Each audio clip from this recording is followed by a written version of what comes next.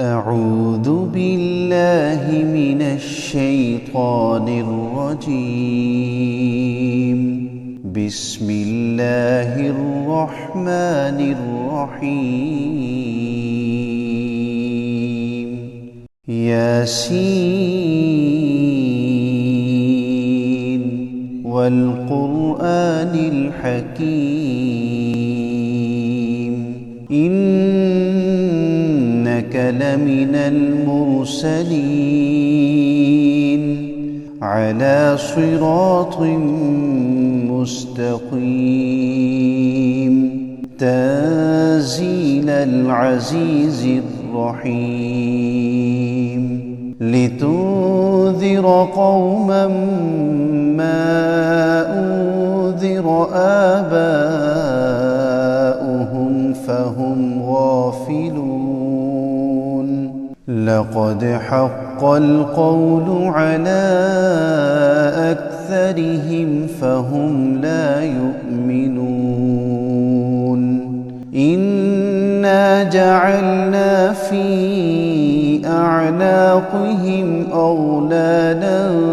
فهي إلى الأذقان فهم مقمحون. وجعلنا من بين أيديهم سدا ومن خلفهم سدا فأغشيناهم فهم لا يبصرون. وسواء عليهم أأنذرتهم أم لم تنذرهم لا يؤمنون. إنما تنذر من اتبع الذكر وخشي الرحمن بالغيب فبشره بمغفرة وأجر كريم. إنا نحن نحيي الموتى ونكتب ما قدموا وآثارهم وكل شيء أحصيناه في إمام مبين. واضرب لهم مثلا أصحاب القرية إذ جاءها المرسلون إذ أرسلنا إليهم 2 فكذبوهما فعززنا بثالث فقالوا إنا إليكم مرسلون. قالوا ما أنتم إلا بشر مثلنا وما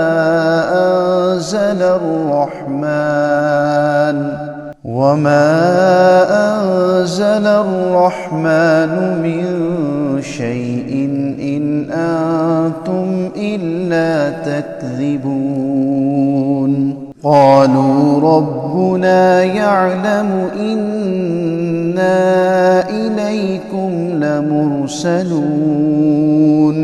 وما علينا إلا البلاغ المبين. قالوا إنا تطيرنا بكم لئن لم تنتهوا لنرجمنكم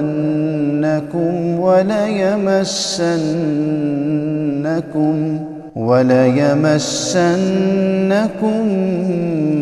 منا عذاب أليم. قالوا طائركم معكم أئن ذكرتم بل أنتم قوم مسرفون. وجاء من أقصى المدينة رجل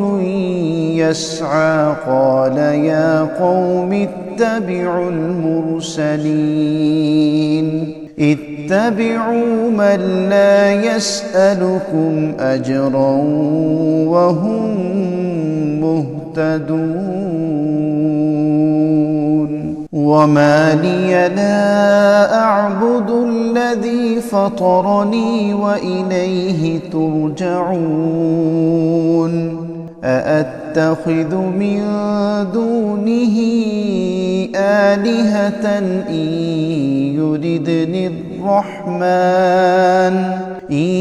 يردني الرحمن بضر لا تغن عني شفاعتهم شيئا ولا ينقذون إني إذا لفي ضلال مبين إني آمنت بربكم فاسمعون قيل ادخل الجنة قال يا ليت قومي يعلمون بما غفر لي ربي وجعلني من المكرمين وما أنزلنا على قومه من بعده من جند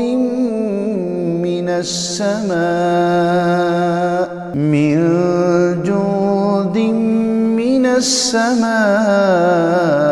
وما كنا منزلين إن كانت إلا صيحة واحدة فإذا هم خامدون يا حسرة على العباد ما يأتيهم من رسول إلا كانوا به يستهزئون ألم يروا كم أهلكنا قبلهم من القرون أنهم إليهم لا يرجعون وإن كل لما جميع لدينا محضرون وآية لهم الأرض الميتة أحييناها وأخرجنا منها حبا فمنه يأكلون وجعلنا فيها جنات من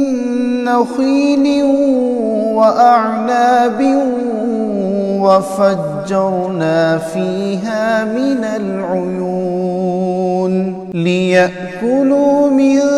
ثمره وما عملته أيديهم أفلا يشكرون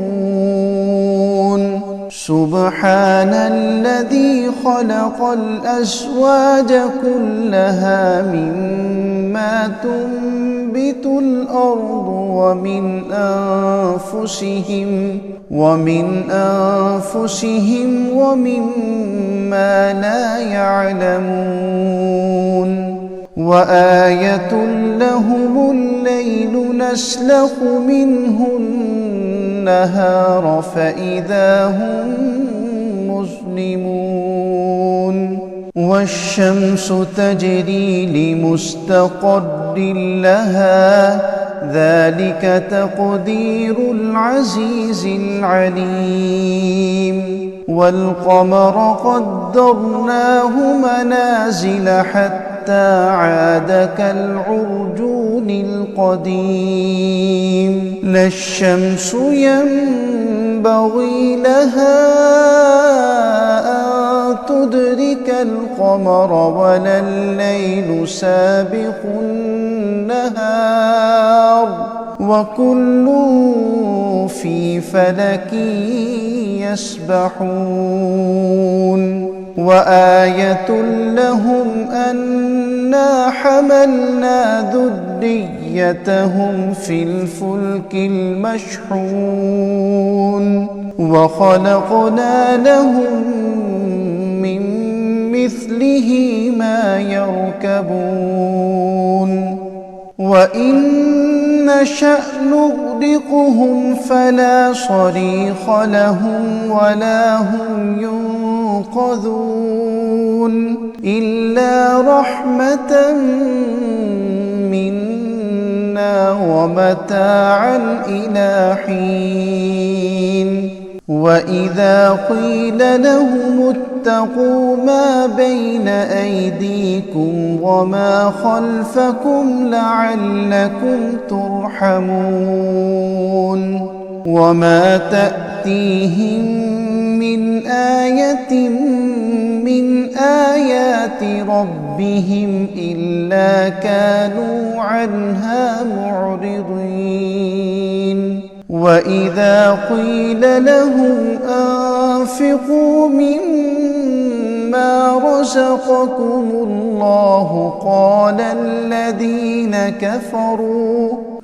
الذين كفروا للذين آمنوا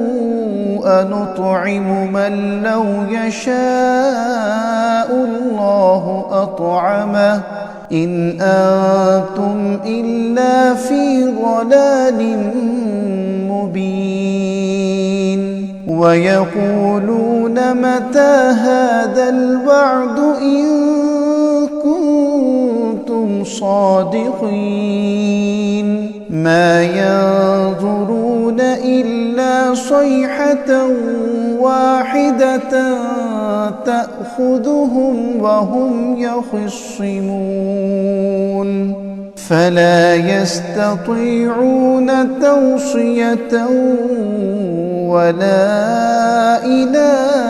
أهلهم يرجعون ونفخ في الصور فإذا هم من الأجداث إلى ربهم ينسلون قالوا يا ويلنا من بعثنا من مرقدنا هذا ما وعد الرحمن وصدق المرسلون إن كانت إلا صيحة واحدة فإذا هم جميع لدينا محضرون فاليوم لا تظلم نفس شيئا ولا تجزون إلا ما كنتم تعملون إن أصحاب الجنة اليوم في شغل فاكهون هم وأزواجهم في ظلال على الأرائك متكئون لهم فيها فاكهة ولهم ما يدعون سلام قولا من رب رحيم وامتازوا اليوم أيها المجرمون ألم أعهد إليكم يا بني آدم ألا تعبدوا الشيطان إنه لكم عدو مبين وأن اعبدوني هذا صراط مستقيم ولقد أضل منكم جبلا كثيرا أفلم تكونوا تعقلون هذه جهنم التي كنتم توعدون اصلوها اليوم بما كنتم تكفرون اليوم نختم على أفواههم وتكلمنا أيديهم وتكلمنا أيديهم وتشهد أرجلهم بما كانوا يكسبون ولو نشاء لطمسنا على أعينهم فاستبقوا الصراط فأنى يبصرون ولو نشاء لمسخناهم على مكانتهم فما استطاعوا مضيا ولا يرجعون ومن نعمره ننكسه في الخلق أفلا يعقلون وما علمناه الشعر وما ينبغي له إن هو إلا ذكر وقرآن مبين لينذر من كان حيا ويحق القول على الكافرين أولم يروا أنا خلقنا لهم مما عملت أيدينا أنعاما فهم لها مالكون وذللناها لهم فمنها ركوبهم ومنها يأكلون ولهم فيها منافع ومشارب أفلا يشكرون واتخذوا من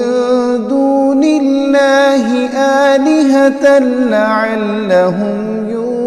ينصرون لا يستطيعون نصرهم وهم لهم جند محضرون فلا يحزنك قولهم إنا نعلم ما يسرون وما يعلنون أولم ير الإنسان أنا خلقناه من نطفة فإذا هو خصيم مبين وضرب لنا مثلا ونسي خلقه قال من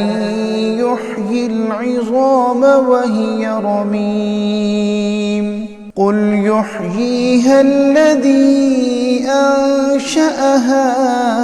أول مرة وهو بكل خلق عليم الذي جعل لكم من الشجر الأخضر نارا فإذا أنتم منه توقدون أوليس الذي خلق السماوات والأرض بقادر على أن يخلق مثلهم بلى وهو الخلاق العليم إنما أمره إذا أراد شيئا أن يقول له كن فيكون فسبحان الذي بيده ملكوت كل شيء وإليه ترجعون بسم الله الرحمن الرحيم الرحمن علم القرآن خلق الإنسان علمه البيان الشمس والقمر بحسبان والنجم والشجر يسجدان والسماء رفعها ووضع الميزان ألا تطغوا في الميزان وأقيموا الوزن بالقسط ولا تخسروا الميزان والأرض وضعها للأنام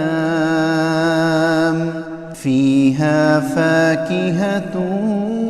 والنخل ذات الأكمام والحب ذو العصف والريحان فبأي آلاء ربكما تكذبان خلق الإنسان من صلصال كالفخار وخلق الجان من مارج من نار فبأي آلاء ربكما تكذبان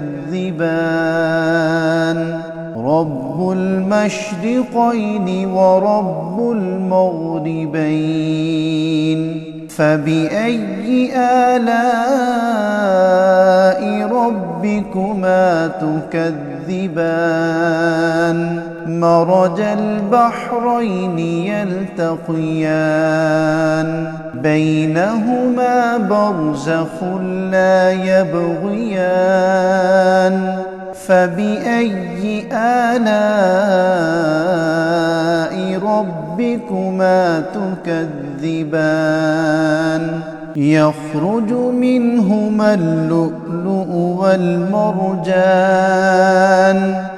فبأي آلاء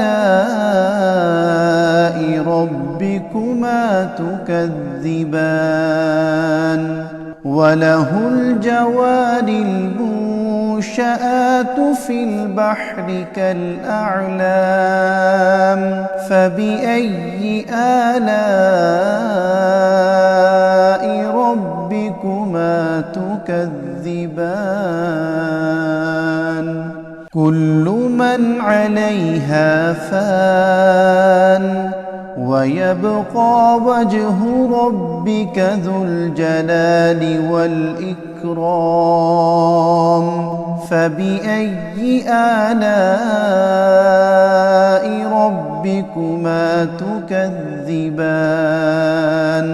يسأله من في السماوات والأرض كل يوم هو في شأن فبأي آلاء ربكما تكذبان سنفرغ لكم أيها الثقلان فبأي آلاء ربكما تكذبان يا معشر الجن والإنس إن استطعتم أن تنفذوا من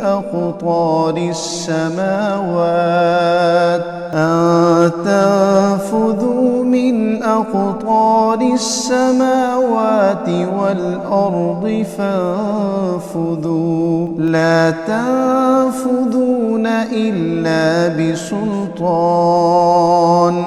فبأي آلاء ربكما تكذبان يرسل عليكما شواظ من نار ونحاس فلا تنتصران فبأي آلاء ربكما تكذبان فإذا انشقت السماء فكانت وردة كالدهان فبأي آلاء ربكما تكذبان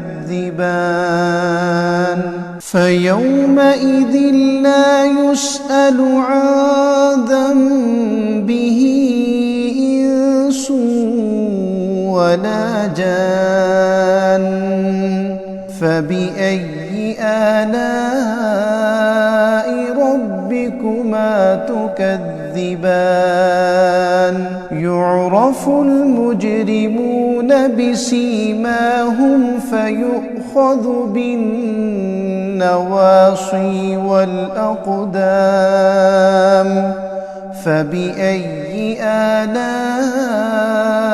ربكما تكذبان هذه جهنم التي يكذب بها المجرمون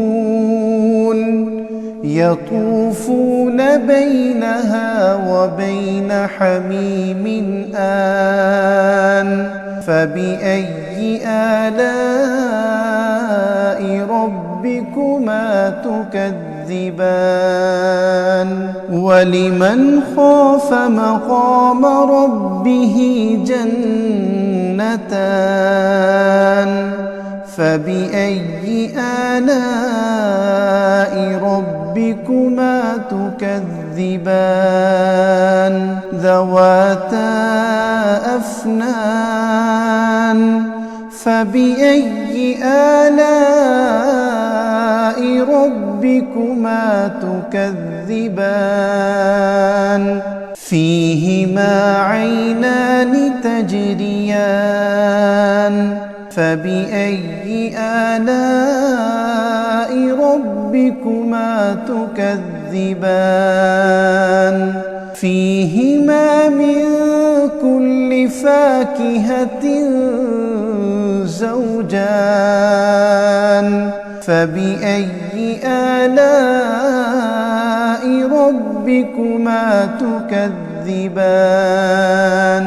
متكئين على فرش بطائنها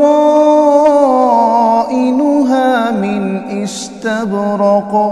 وجنى الجنتين دان فبأي آلاء ربكما تكذبان فيهن قاصرات الطرف لم يطمثهن إنس قبلهم ولا جان فبأي آلاء ربكما تكذبان كأنهن الياقوت والمرجان فبأي آلاء ربكما تكذبان هل جزاء الإحسان إلا الإحسان فبأي آلاء ربكما تكذبان ومن دونهما جنتان فبأي آلاء ربكما تكذبان مدهامتان فبأي آلاء ربكما تكذبان فيهما عينان نضاختان فبأي آلاء ربكما تكذبان فيهما فاكهة ونخل ورمان فبأي آلاء ربكما تكذبان فيهن خيرات حسان فبأي آلاء ربكما ربكما تكذبان حور مقصورات في الخيام فبأي آلاء ربكما تكذبان لم يطمثهن إنس قبلهم ولا جان فبأي آلاء ربكما تكذبان متكئين على رفرف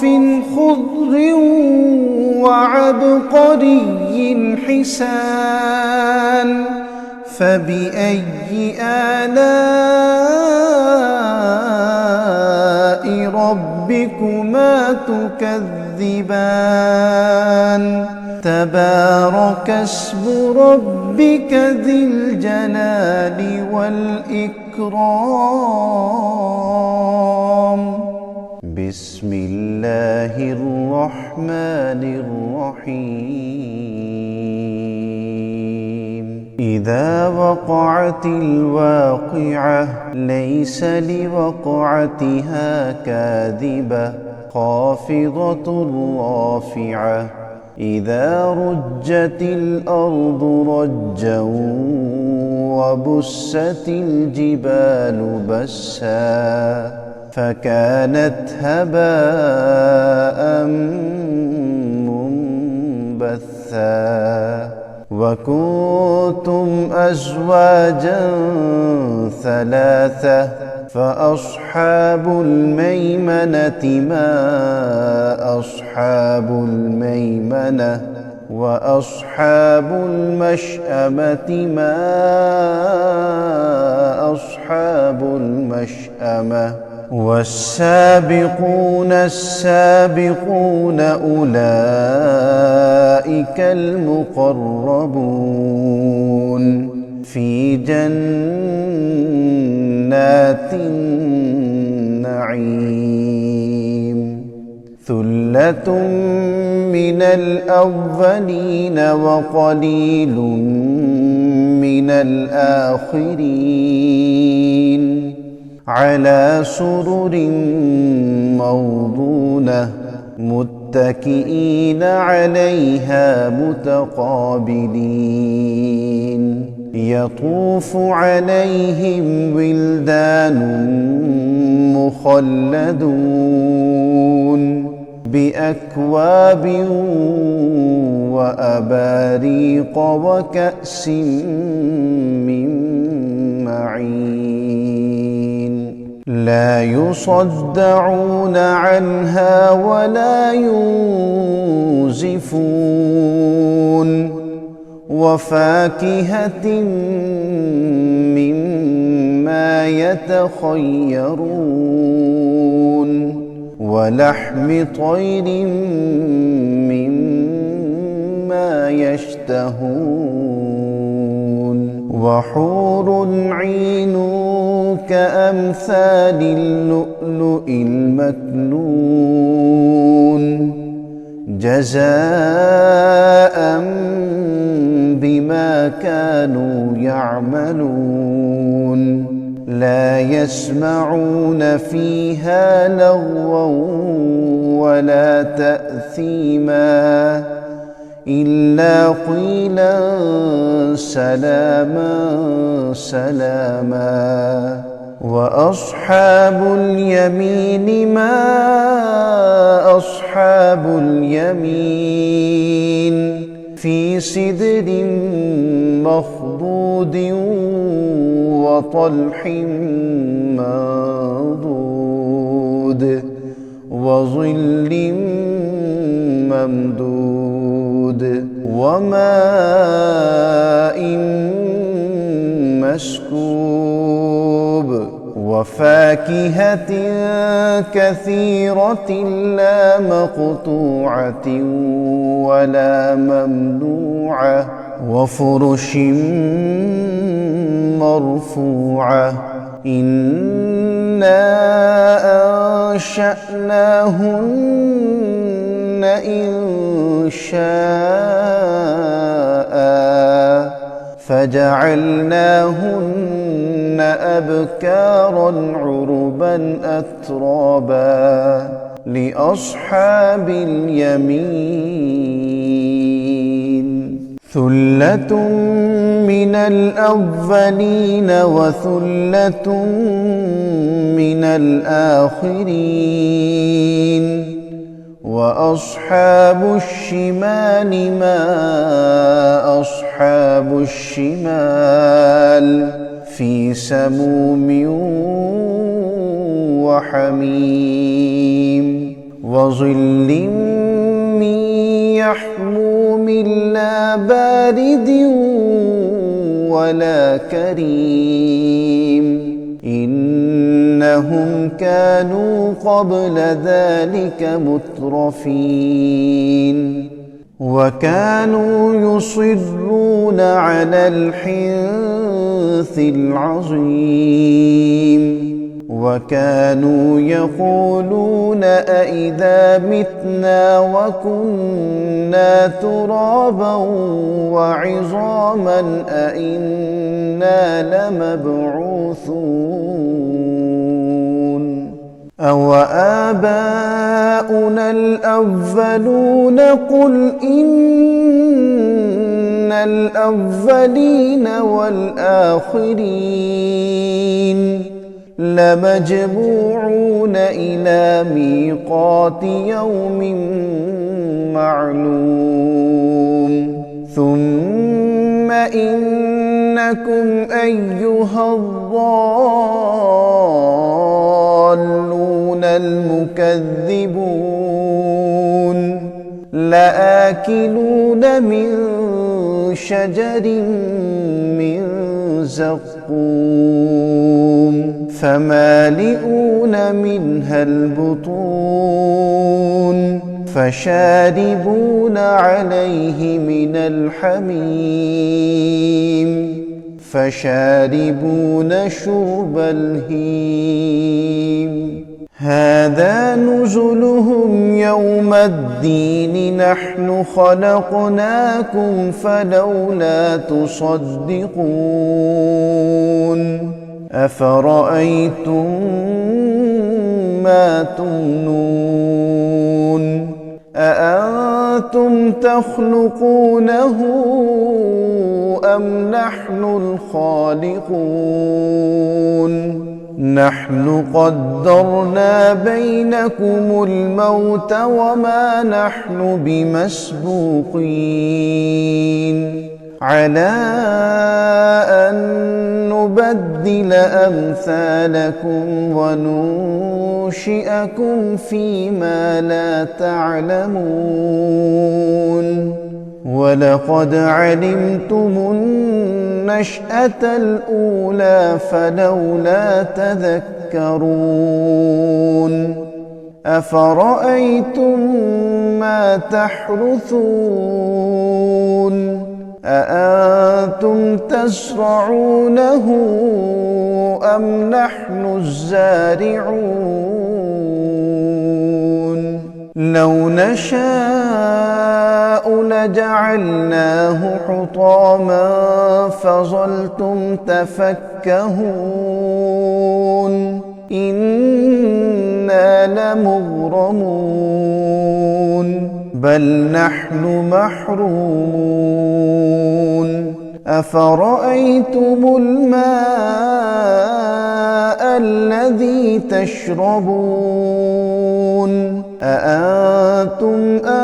أنزلتموه من المزن أم نحن المنزلون لو نشاء جعلناه أجاجا فلولا تشكرون أفرأيتم النار التي تورون أأنتم أنشأتم شجرتها أم نحن المنشئون نحن جعلناها تذكرة ومتاعا للمقوين فسبح باسم ربك العظيم فلا أقسم بمواقع النجوم وإنه لقسم لو تعلمون عظيم إنه لقرآن كريم في كتاب مكنون لا يمسه إلا المطهرون تنزيل من رب العالمين أفبهذا الحديث أنتم مدهنون وتجعلون رزقكم أنكم تكذبون فلولا إذا بلغت الحلقوم وأنتم حينئذ تنظرون ونحن أقرب إليه منكم ولكن لا تبصرون فلولا إن كنتم غير مدينين ترجعونها إن كنتم صادقين فأما إن كان من المقربين فروح وريحان وجنة نعيم وأما إن كان من أصحاب اليمين فسلام لك من أصحاب اليمين وأما إن كان من المكذبين الضالين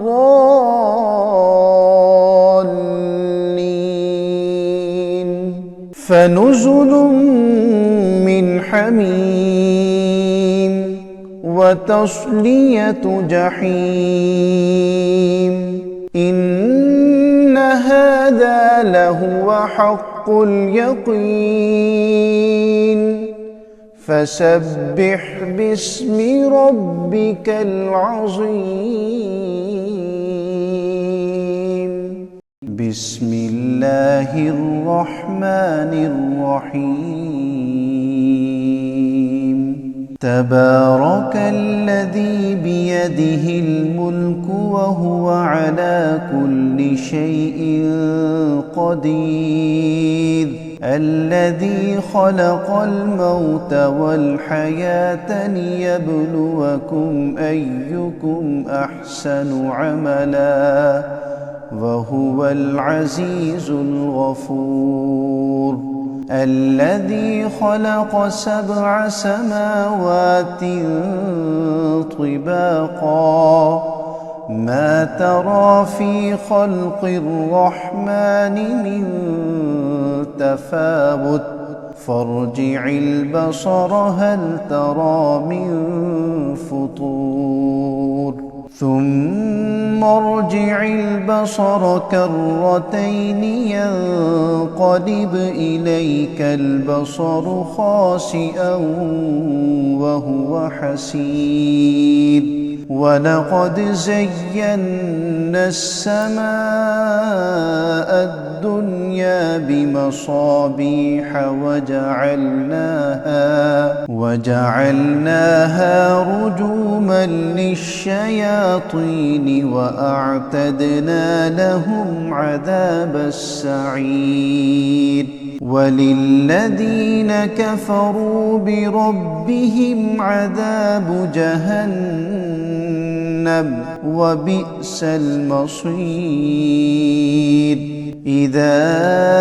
ألقوا فيها سمعوا لها شهيقا وهي تفور تكاد تميز من الغيظ كلما ألقي فيها فوج سألهم خزنتها ألم يأتكم نذير قالوا بلى قد جاءنا نذير فكذبنا وقلنا ما نزل الله من شيء إن أنتم إلا في ضلال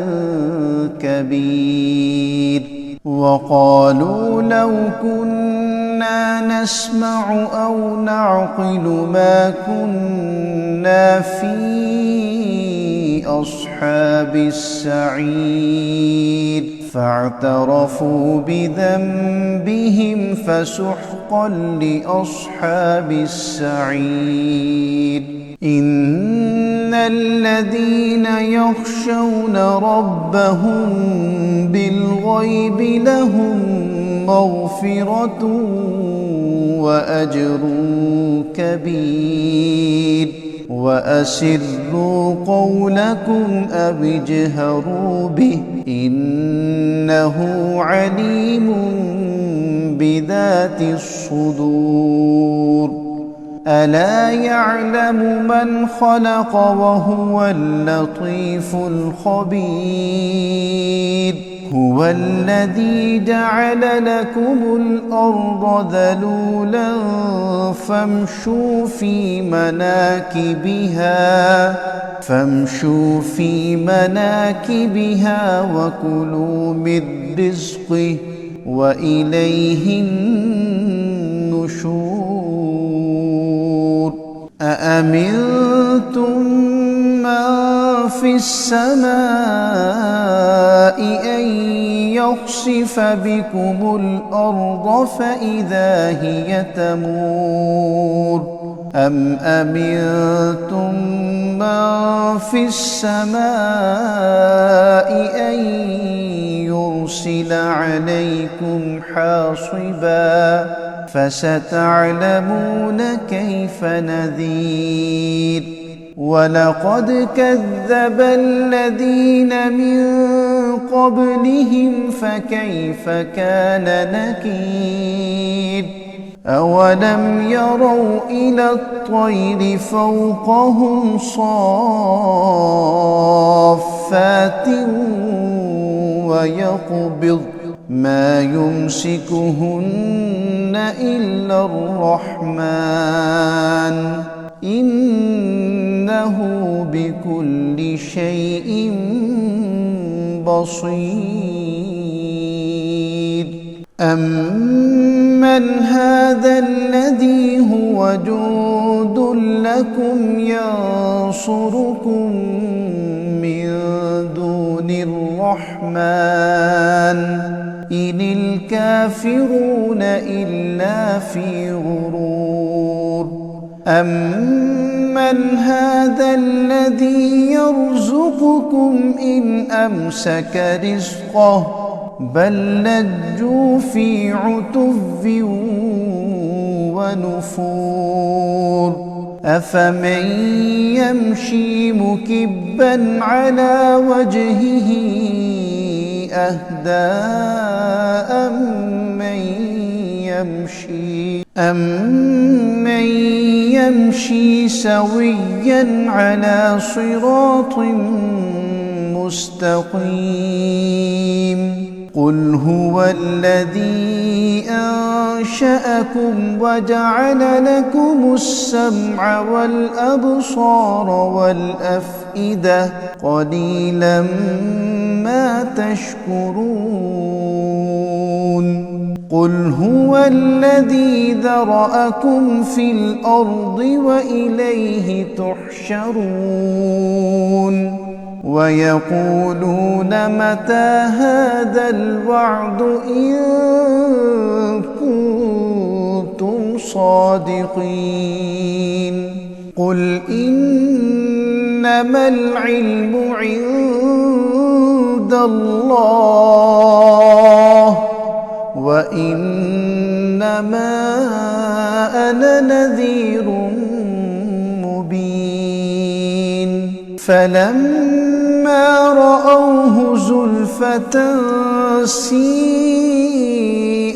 وجوه الذين كفروا وقيل هذا الذي كنتم به تدعون قل أرأيتم إن أهلكني الله ومن معي أو رحمنا فمن يجير الكافرين